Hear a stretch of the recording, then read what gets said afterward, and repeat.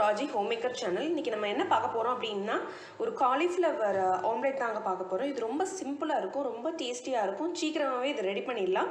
இப்போ இதை ரெடி பண்ணுறதுக்கு நான் முதல்ல சீரகமும் வெங்காயமும் சேர்க்க போகிறேன். அதை சேர்த்து முதல்ல வதக்கிக்கலாம்.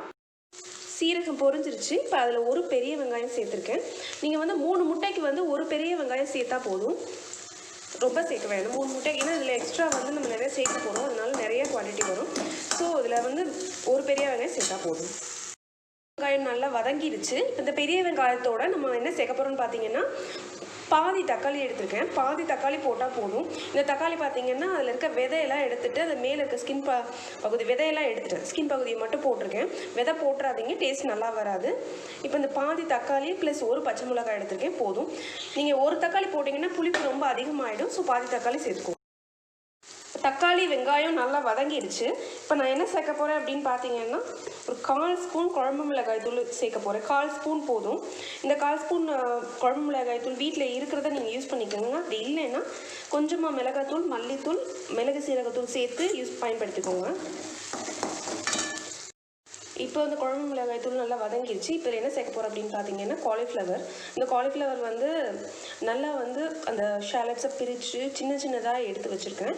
இப்போ இதை இதில் சேர்த்துடலாம்.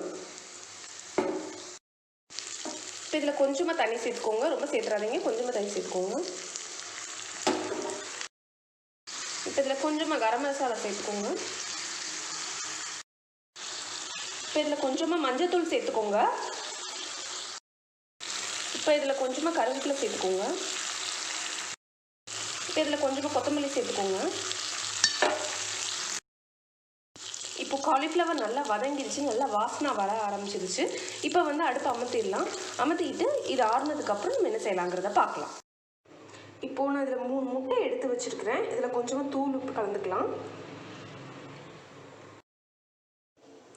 இப்போது இந்த 3 முட்டையில் நம்ம வதக்கி வச்சுருக்கிற இந்த காலிஃப்ளவர், அப்புறம் இந்த வெங்காயம், தக்காளி, இந்த கலவையில் சேர்த்துடலாம்.